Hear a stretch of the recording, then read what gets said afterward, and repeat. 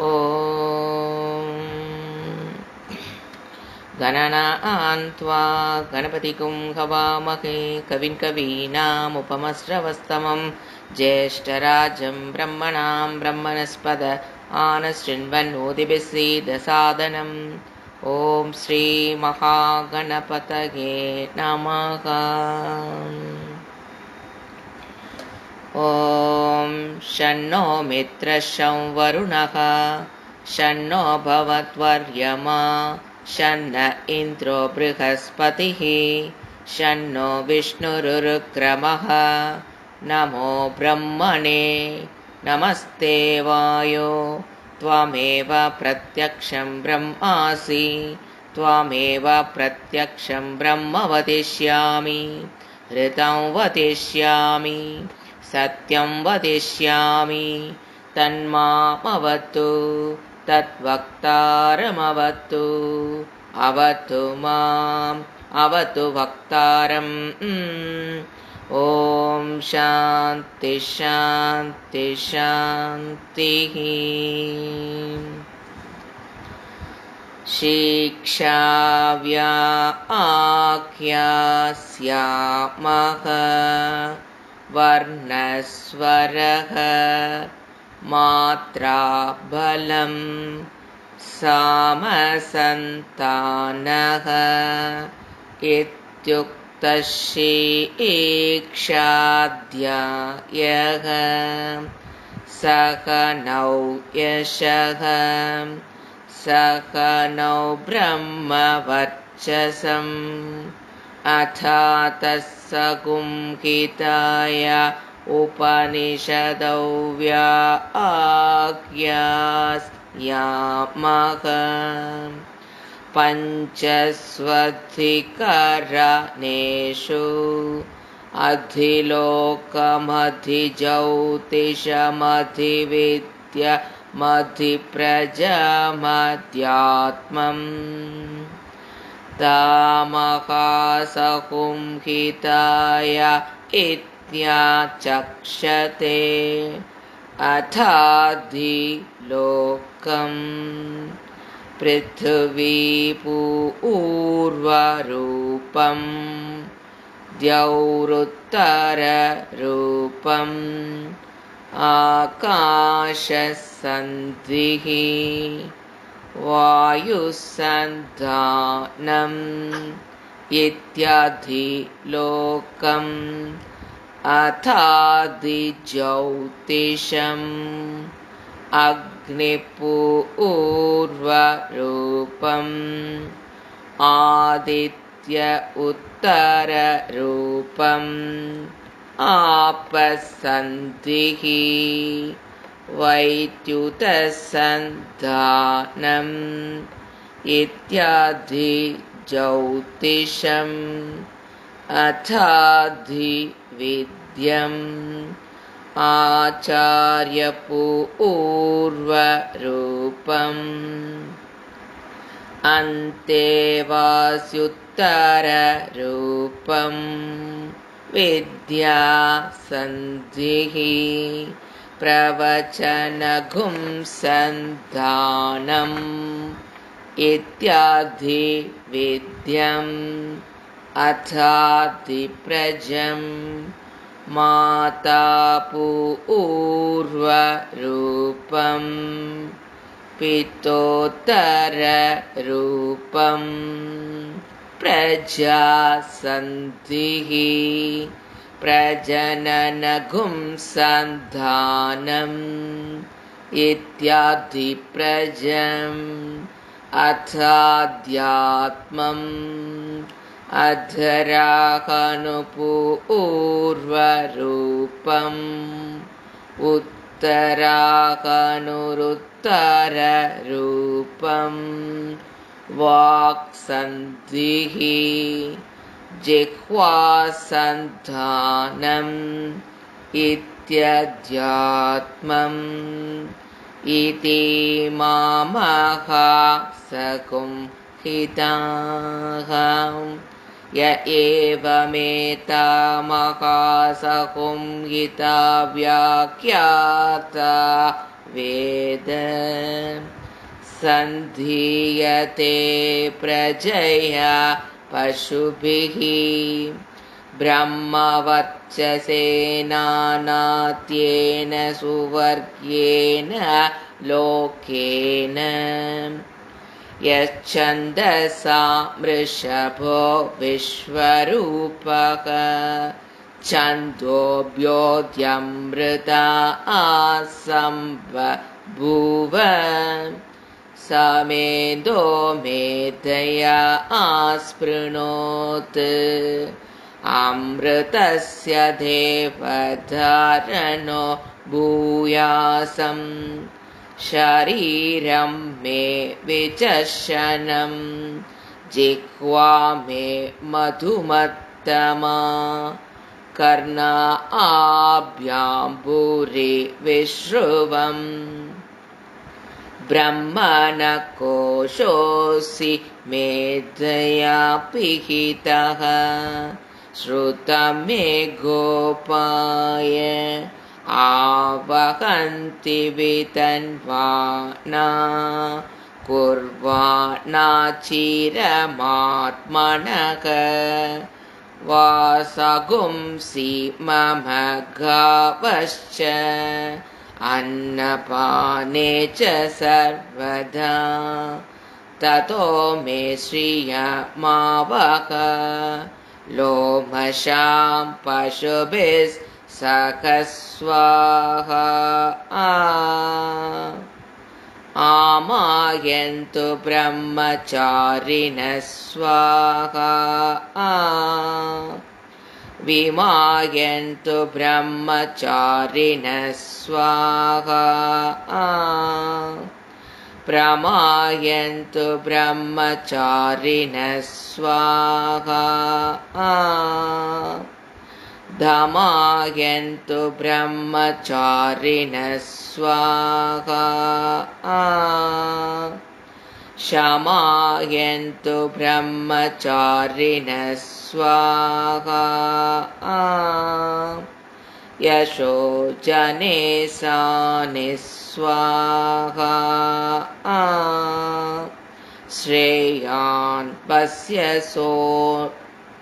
सानि स्वाहा तन्त्वा भग प्रविशानि स्वाहा समाभग प्रविश स्वाहा तस्मिन् सहस्रशाखे निबगाहन्त्वयि मृजे स्वाहा यतापप्रवतायन्ति यथा मासा अहर्जरम् एवं मा ब्रह्मचारिणः तात रायन्तु सर्वतः स्वाहा प्रतिवेशोऽसि प्रमाभाहि प्रमापत्यस्व भूर्भुवसुवरिति वा एतास्तिस्रो व्याहृतयः तासामुखस्मै तां चतुर्थी माहाचमस्य प्रवेदयते मह इति तद्ब्रह्म स आत्मा अङ्गान्यन्या देवता भूरिति वा अयल्लोकः भुव इत्यन्तरिक्षं सुवरित्यसौ लोकः मह इत्यादित्यः आदित्येन वाव सर्वे लोका महीयन्ते भूरिति वा अग्निः भुव इति वायुः सुवरित्यादित्यः मह इति चन्द्रमाः चन्द्रमसा वाव सर्वाणि ज्योतिगुंषि महीयन्ते भूरितिव ऋचः भुव इति सामानि सुवरिति यजुगुंषि मह इति ब्रह्म ब्रह्मणा वाव सर्वे वेदा महीयन्ते भूरिति वै प्राणः भुव इत्यपानः सुवरिति व्यानः मह इत्यन्नम् अन्नेन वाव सर्वे प्राणा महीयन्ते तावा एतच्चतुर्दशा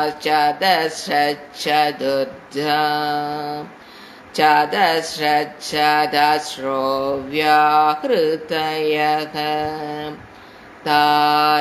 तायो वेद स वेद ब्रह्म सर्वे एस्मै देवा बलिमावहन्ति स एषोऽन्तर्हृतय आकाशः तस्मिन्नयं पुरुषो मनोमयः अमृतो हिरण्मयः अन्तरेण तालुके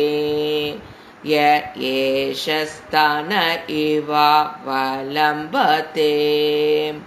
सेन्द्रयोनिः यत्रासौ केशान्तो विवर्तते व्यपोह्य शीर्षकपाले भूरित्यग्नौ प्रतिष्ठति भुव इति वायौ सुवरित्यादित्ये मह इति ब्रह्मणि आप्नोति स्वराज्यम् आप्नोति मनसस्पतिम् वाक्पतिश्चक्षुष्पतिः श्रोत्रपतिर्विज्ञानपतिः एतत्ततो भवति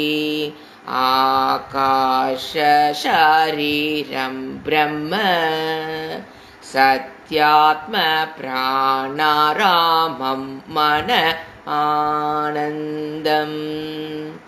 शान्तिसमृद्धममृतम् इति प्राचीनयोग्योपास्व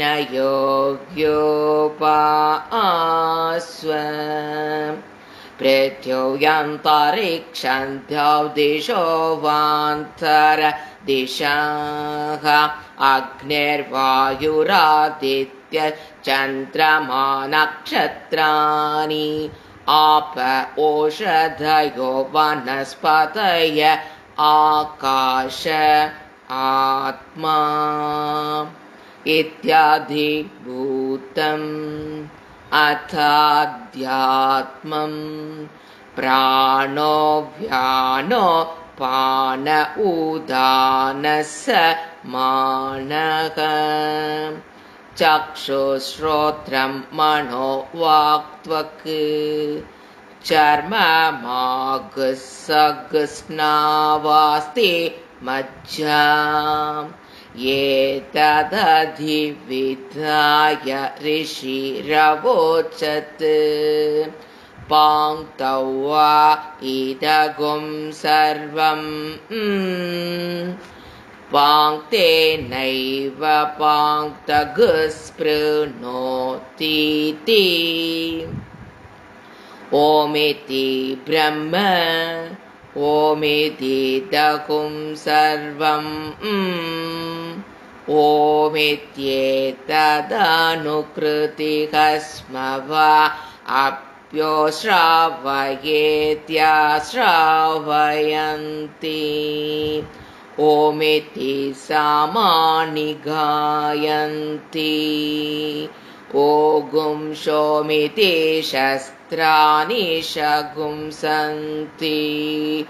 ओमित्याद्वर्युप्रतिघरं प्रतिगृह्णाति ओमिति ब्रह्मा प्रसौति ओमित्यग्निहोत्रमनुजानाति ओमिति ब्राह्मण प्रवक्ष्यन्नाह ब्रह्मोपआप्नवानीति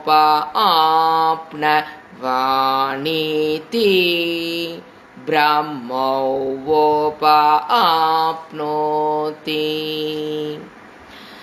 ऋतं च स्वाध्याय प्रवचने च सत्यं च स्वाध्याय प्रवचने च तपश्च स्वाध्याय प्रवचने च तमश्च स्वाध्याय प्रवचने च शमश्च स्वाध्याय प्रवचने च अग्नयश्च स्वाध्याय प्रवचने च अग्निहोत्रं च स्वाध्याय प्रवचने च अतिथयश्च स्वाध्याय प्रवचने च मानुषं च स्वाध्याय प्रवचने च प्रजा च स्वाध्याय प्रवचने च प्रजनश्च स्वाध्याय प्रवचने च प्रजातिश्च स्वाध्याय प्रवचने च सत्यमिति सत्यवचारातीतरः तप इति तपो नित्यपौरुषिष्टिः स्वाध्याय प्रवचने एवेत्ति न को मौद्गल्यः तद्धि तपस्तद्धि-तपः अहं वृक्षस्य रेरिव कीर्तिपिष्टाङ्गिरेरिव ऊर्ध्वपवित्रो वाजिनीव स्वमृतमस्मि द्रविणहुं सवर्चसं सुमेध अमृतोक्षितः इति त्रिशङ्कुर्वेदानुवचनम् वेदमनुच्याचार्योऽन्ते वासि न मनुषास्ति सत्यं वद धर्मं चर स्वाध्याय आन्मा प्रमदः आचार्याय प्रियं धनमाहृत्य प्रजातन्तुं वा मा व्यवच्छेत्तिः सत्यान प्रमादितव्यं धर्मान प्रमादितव्यं कुशलान प्रमादितव्यं भूत्यैन प्रमादितव्यं स्वाध्याय प्रवचनाभ्यां न प्रमादितव्यं देवपितृकार्याभ्यां न प्रमादितव्यं मातृदेवो भव पितृदेवो भव आचार्यदेवो भव अतिथिदेवो भव यान्यनवत्यानि कर्माणि तानि सेवितव्यानि नो इतराणि यान्यस्मागगुं सुचरितानि तानि त्वयोपास्यानि नो इतराणि ये केचास्मच्छ्रेयगुंसो ब्राह्मणाः तेषां त्वयासनेन प्रश्वसितव्यम् श्रद्धया देयम् अश्रद्धया देयम् श्रिया देयम् ह्रिया देयम् भिया देयम् संविदा देयम् अथ यदि ते कर्म विचिकित्सा वा वृत्तविचिकित्सा वा स्यात् ये तत्र ब्राह्मणा आसम्मर्शिनः युक्ता आयुक्ताः आलुक्षा धर्मकामा स्युः यथा ते तत्र वर्तेरन् तथा तत्र वर्तेताः अथाभ्या आख्यातेषु ये तत्र ब्राह्मणा आसम्मर्शिनः युक्ता आयुक्ताः आलुक्षा धर्मकामा स्युः यथा ते तेषु वर्तेरन् तथा तेषु वर्तेताः एष आदेशः एष उपदेशः एषा वेदोपनिषत् एतदनुशासनम् एवमुपासितव्यम् एवमुच्चैतदुपास्यम् शन्नो मित्रशं वरुणः शन्नो भवत्वर्यमा शन्न इन्द्रो बृहस्पतिः शन्नो विष्णुरुक्रमः नमो ब्रह्मणे नमस्ते वायो त्वमेव प्रत्यक्षं ब्रह्मासि त्वमेव प्रत्यक्षं ब्रह्मवादिशं ऋतमवादिशं सत्यमवादिशं तन्मामावीत् तद्वक्तारमावीत् आवीन्माम् आवीत् वक्तारम् ॐ शान्ति शान्ति शान्तिः ॐ सहना भवतु सहनौ भुनक्तु सह वीर्यङ्करवावहै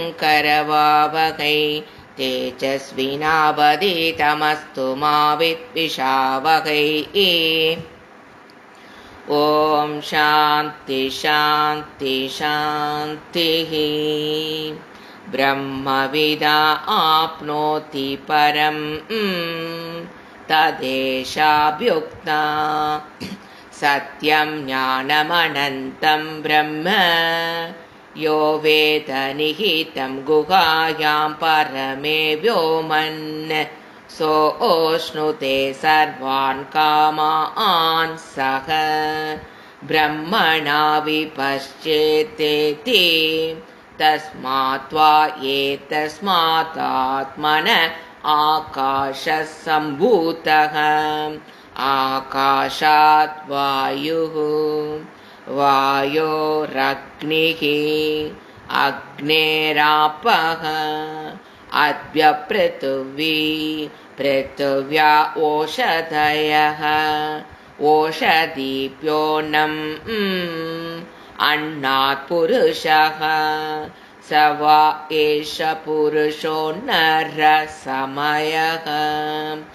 तस्येदमेव शिरः अयं दक्षिणपक्षः अयमुत्तरः पक्षः अयमात्मा इदं पुच्छं प्रादिष्ठा ततप्येष श्लोको भवति अन्नात् वै प्रजा प्रजायन्ते या काश्च पृथिवीगुंसृताः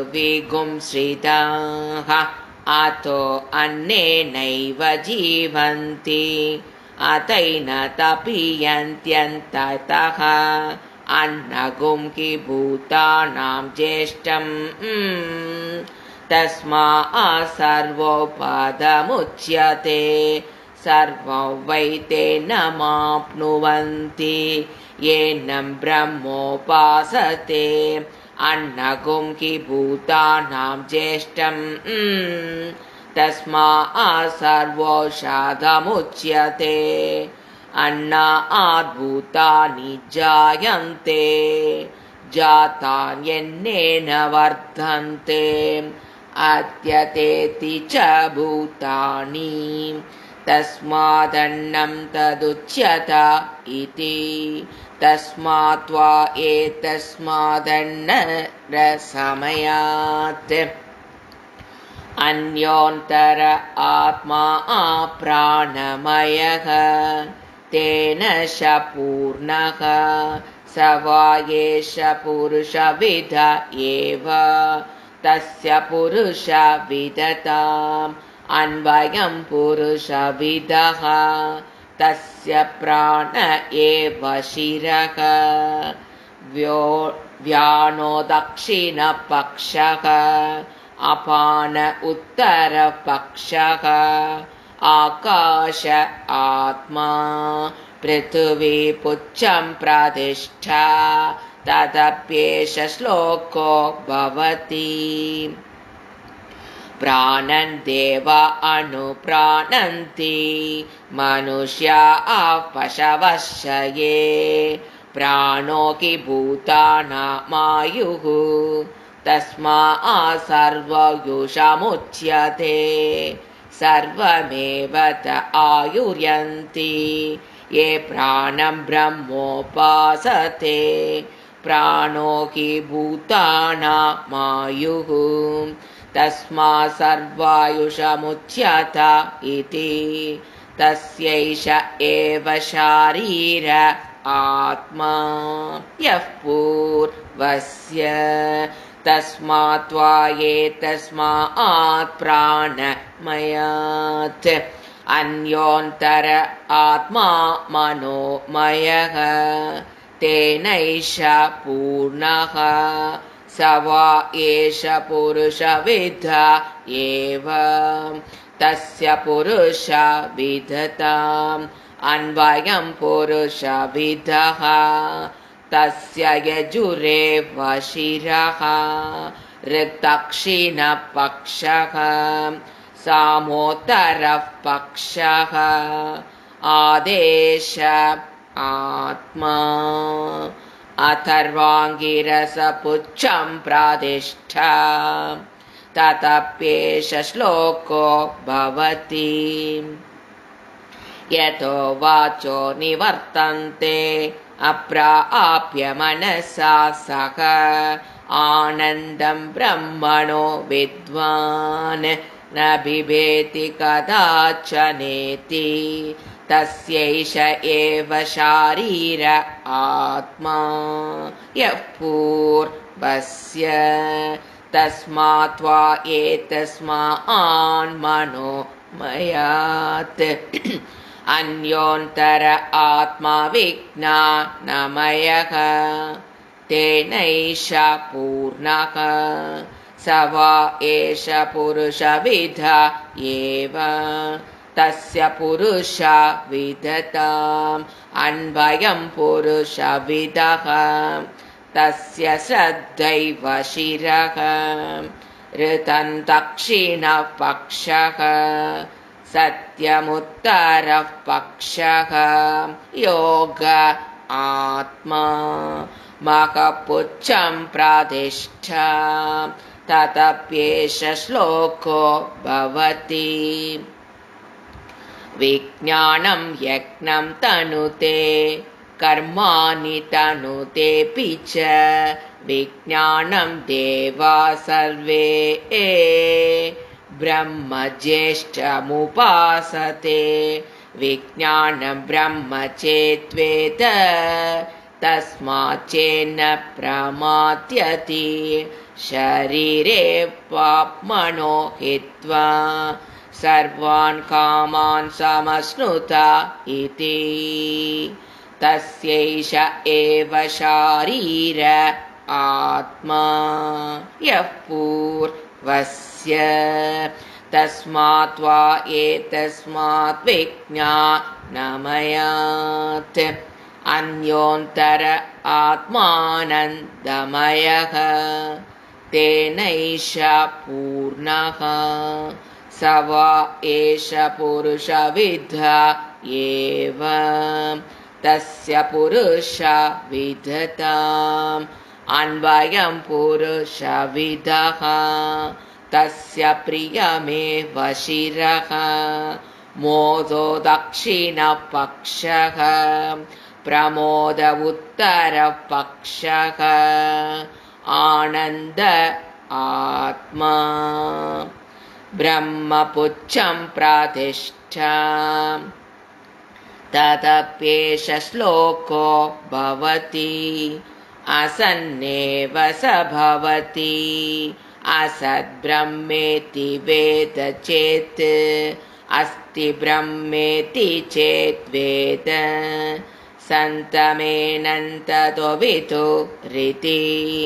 तस्यैष एव शारीर आत्मा यः पूर्वस्य अथातो प्रश्नाः उता विद्वानमुल्लोकं प्रेत्य कश्चन गच्छति आहो विद्वानमुल्लोकं प्रेत्य कच्चे समाश्नुता सोकामयत बहुस्यां प्रजा येति सतपोतप्यत सतपस्तप्त्वा इदगुं सर्वमसृजत यदिदं किञ्च तत्सृष्ट्वा तदेवानुप्राविशत्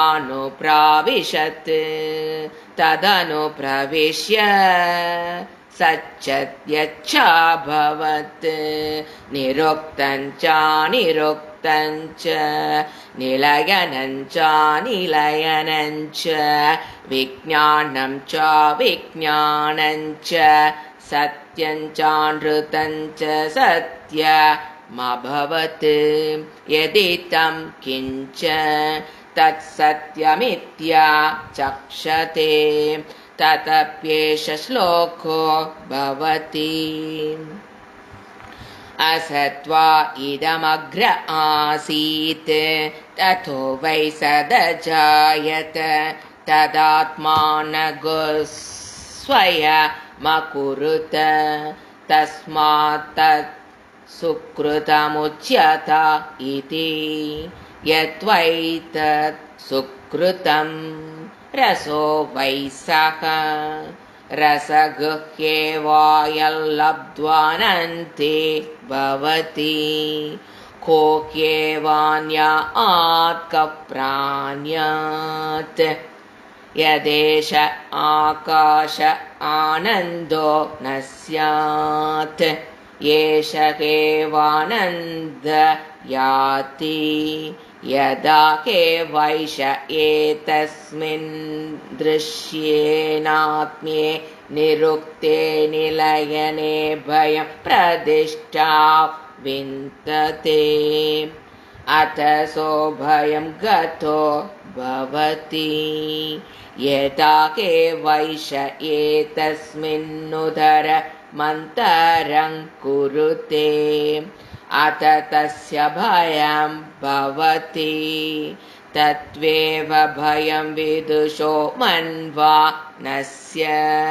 ततप्येष श्लोको भवति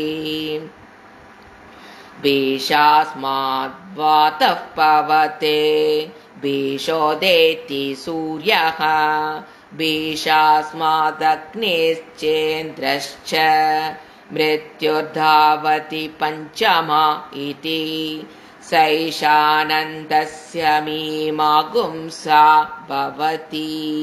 युवा स्यात् साधु युवाध्यायकः आशिष्टो दृढिष्ठो बलिष्ठः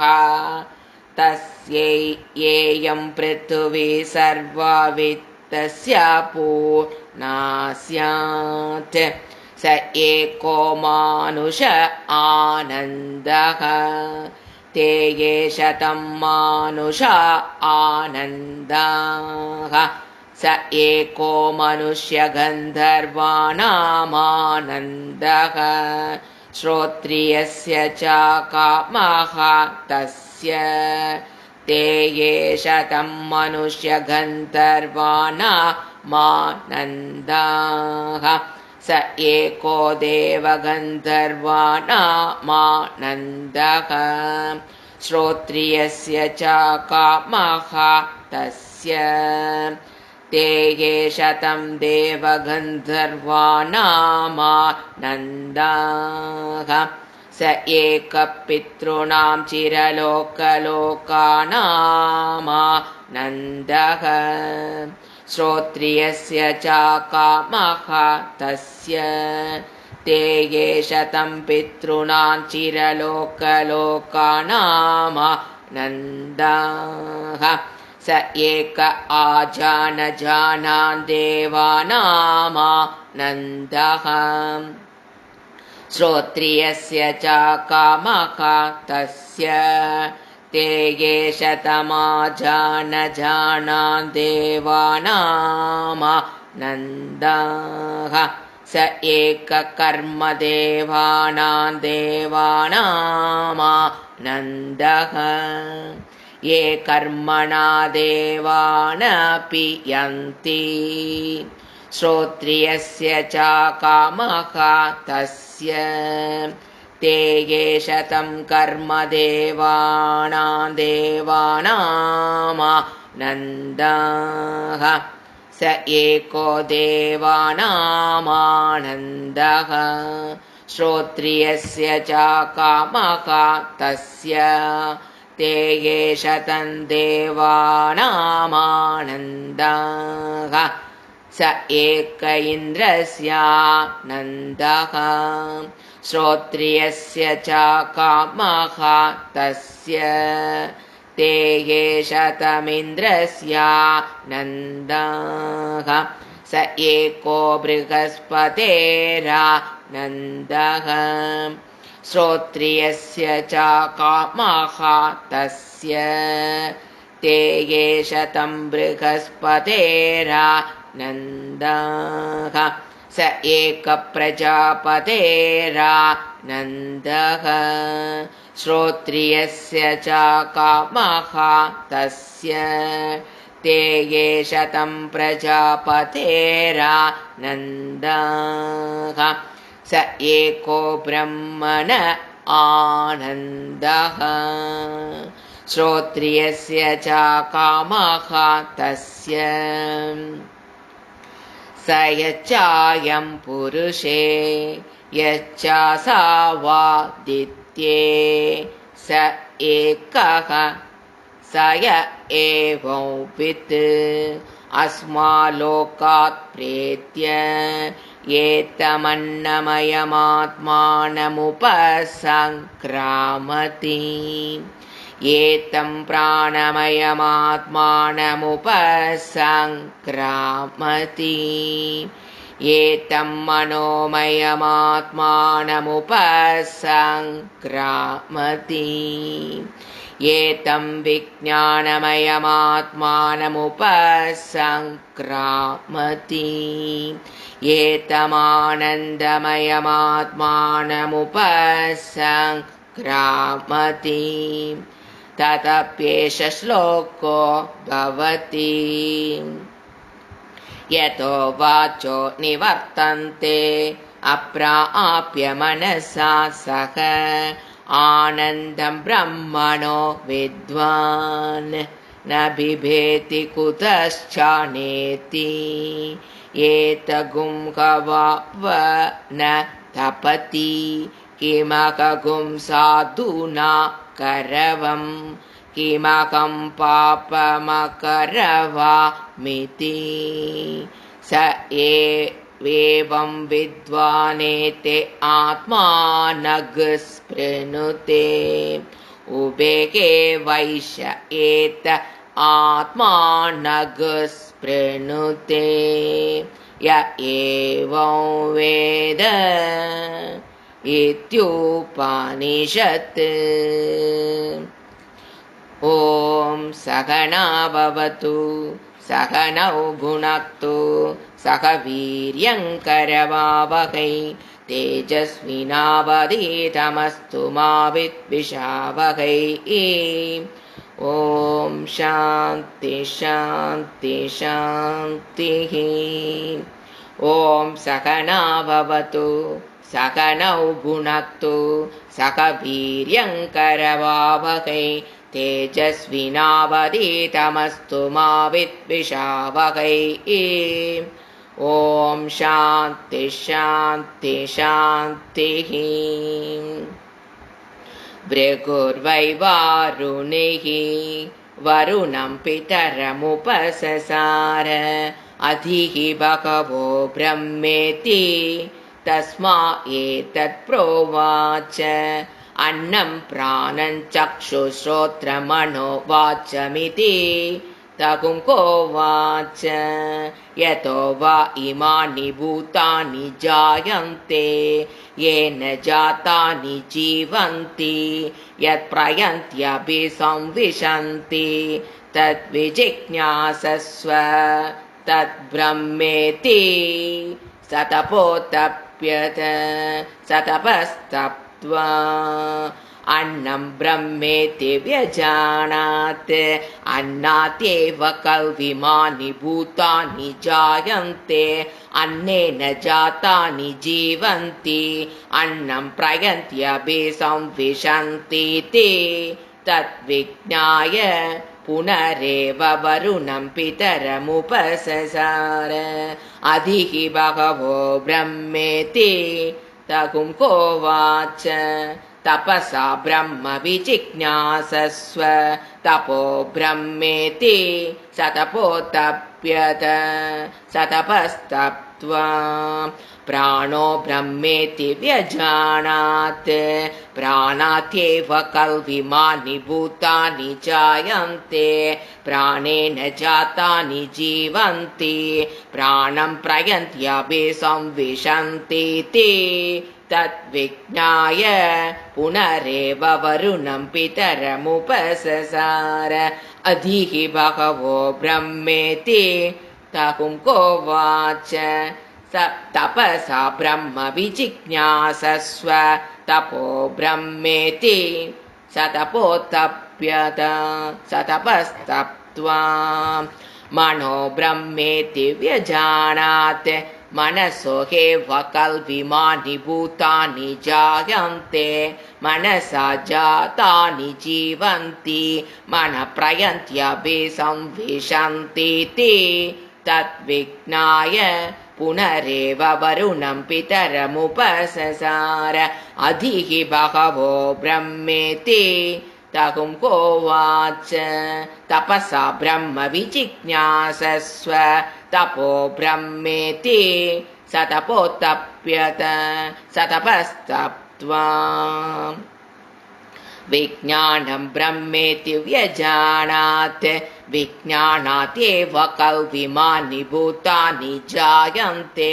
विज्ञानेन जातानि जीवन्ति विज्ञानं प्रयन्त्यपि संविशन्तीति तद्विज्ञाय पुनरेव वरुणं पितरमुपससार अधिः बहवो ब्रह्मेति तकुंहोवाच तपसा ब्रह्म विजिज्ञासस्व तपो ब्रह्मेति सतपोतप्यत सतपस्तप्त्वा आनन्दो ब्रह्मेति व्यजानात् आनन्दात्येव कल्विमानि भूतानि जायन्ते आनन्देन जातानि जीवन्ति आनन्दं प्रयन्त्यपि संविशन्तीति सैषा भार्गवी वारुणी विद्या परमे व्योमन् प्रतिष्ठिता य एवं वेद प्रतिष्ठति अन्नवानन्नादो भवति महान् भवति प्रजया पशुभिर्ब्रह्मवर्चसेन महान् कीर्त्या अन्नन्न निन्द्यात् तद्व्रतं प्राणो वा अन्नं शरीरमन्नादं प्राणे शरीरं प्रतिष्ठितं शरीरे प्राणप्रतिष्ठितः तदेतदन्नमन्ये प्रतिष्ठितं स य एतदन्नमन्ये प्रतिष्ठितं वेद प्रतिष्ठति अन्नवानन्नादो भवति महान् भवति प्रजया पशुभिर्ब्रह्मवर्चसेन महान् कीर्त्या अन्नन्न परिचक्षीत तद्व्रतम् आपो वा अन्नं ज्योतिरन्नादम् अप्सु ज्योतिप्रतिष्ठितम् ज्योतिष्यापप्रतिष्ठिताः तदेतदन्नमन्ये प्रतिष्ठितं स य एतदन्नमन्ये प्रतिष्ठितं वेद प्रतिष्ठति अन्नवानन्नादो भवति महान् भवति प्रजया पशुभिर्ब्रह्मवर्चसेन महान् कीर्त्या अन्नं बहुकुर्वीत तद्व्रतं पृथिवी वा अन्नम् आकाशो ओन्नादः पृथिव्यामाकाशप्रतिष्ठितः आकाशे पृथिवी प्रतिष्ठिता तदेतदन्नमन्ये प्रतिष्ठितं स य एतदन्नमन्ये प्रतिष्ठितं वेद प्रतिष्ठति अन्नवानन्नादो भवति महान् भवति प्रजया पशुभिर्ब्रह्मवर्चसेन महान् कीर्त्या न कञ्चन वससौ प्रत्याचक्षीत तद्व्रतं तस्मात्ययाज्ञया च विधया बह्वन्नं प्राप्नुयात् आराध्यस्मा अन्नमित्या चक्षते एतत्त्वै मुखतो ओन्नगुं राद्धं मुखतोऽस्मा अन्नगुं राध्यते एतत्त्वै मध्यतो ओन्नगुं राद्धं मध्यतोऽस्मा अन्नगुं राध्यते एतत्त्वा अन्ततो ओन्नगुं राद्धम् अन्ततोऽस्मा अन्नगुं राध्यते य एवं वेद क्षेम इति वाचि योगक्षेम इति प्राणपाणयोः कर्मेति हस्तयोः गतिरिति पादयोः विमुक्तिरिति पायौ इति मानुषी ईशमाज्ञाः अत दैवीः तृप्तिरिति वृष्टौ बलमिति विद्युति यश इति पशुषु ज्योतिरिति नक्षत्रेषु प्रजातिः समृद्धमानन्द इत्युपस्ते सर्वमित्याकाशे तत्प्रदिष्टेत्युपासीत प्रतिष्ठावान् भवति तन्मह इत्युपासीत महान् भवति तन्मन इत्युपासीत मानवान् भवति तन्नम इत्युपासीत नम्यन्ते एस्मै कामाः तद्ब्रह्मेत्युपासीत ब्रह्मवान् भवति तद्ब्रह्मणः परिमर इत्युपासीत पर्येनं म्रियन्ते द्विषन्तः सपत्नाः पर्ये प्रिया आभ्रातृव्याः स यच्चायं पुरुषे यच्चासावादित्ये स एकः स य एवं वित् अस्माल्लोकात् प्रेत्य एतमन्नमयमात्मानमुपसङ्क्रम्य एतं प्राणमयमात्मानमुपसङ्क्रम्य एतं मनोमयमात्मानमुपसङ्क्रम्य एतं विज्ञानमयमात्मानमुपसङ्क्रम्य एतमानन्दमयमात्मानमुपसङ्क्रम्य इमान् लोकान् कामान्निकामरूप्यनु सञ्चरन् एतस्सामगायन्नास्ते हावो हावो हावो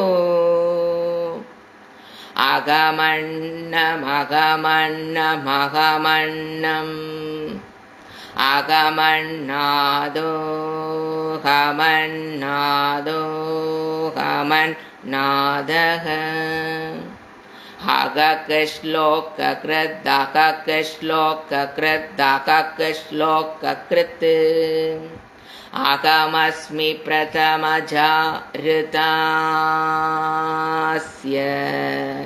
पूर्वं देवेभ्यो अमृतस्य नापायि यो मा ददाति स इदेवमा वाहा अगमन्नमन्नमदन्तमात्मी अगं विश्वं भुवनमभ्यभवां सुवर्णज्योतिः य एवं वेद इत्युपनिषत् ॐ सहना भवतु सहनौ भुनक्तु सह वीर्यङ्करवावहै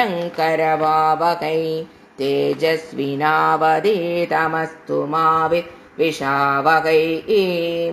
ॐ शान्ति शान्ति शान्तिः हरिः ॐ श्रीगुरुभ्यो नमः हरिः ॐ